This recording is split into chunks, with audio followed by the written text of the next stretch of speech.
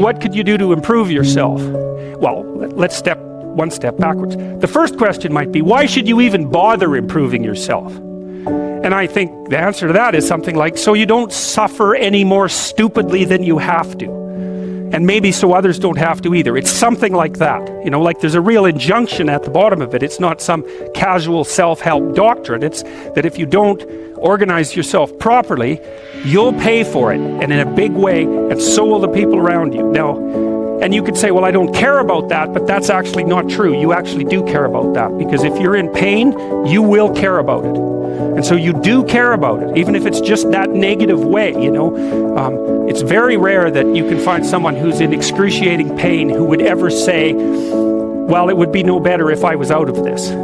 Sort of pain is one of those things that brings the idea that it would be better if it didn't exist along with it. It's incontrovertible. So you get your act together so that there isn't any more stupid pain around you than necessary. Well, so then the question might be, well, how would you go about getting your act together? And the answer to that, and this is a phenomenological idea too, it's something like, look around for something that bothers you and see if you can fix it.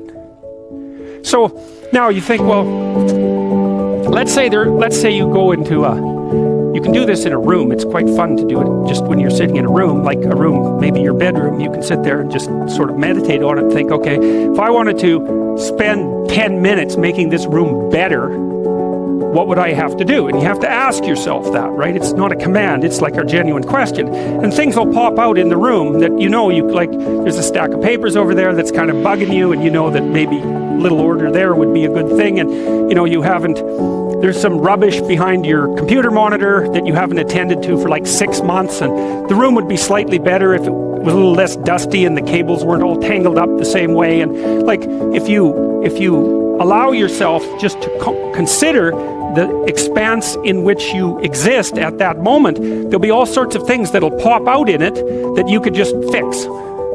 And, you know, I might say, well, if you were coming to see me for psychotherapy, the easiest thing for us to do first would just be to get you to organize your room. You think, well, is that psychotherapy? And the answer is, well, it depends on how you conceive the limits of your being.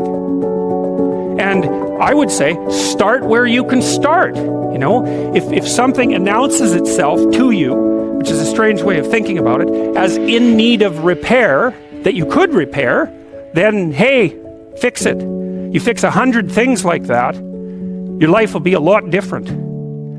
Now, I often tell people too, fix the things you repeat every day, because people tend to think of those as trivial, right? You get up, you brush your teeth, you have your breakfast, you know, you have your routines that you go through every day. Well, those probably constitute 50% of your life. And people think, well, they're mundane, I don't need to pay attention to them. It's like, no, that's exactly wrong. The things you do every day, those are the most important things you do, hands down. All you have to do is do the arithmetic. You figure it out right away. So 100 adjustments to your broader domain of being, and there's a lot less rubbish around, and a lot fewer traps for you to step into.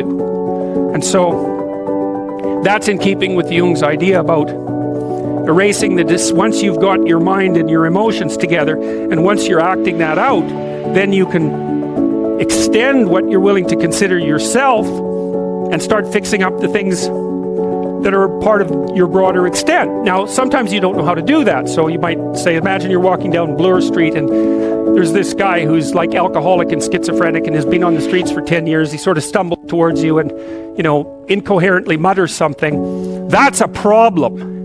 And it would be good if you could fix it, but you haven't got a clue about how to fix that.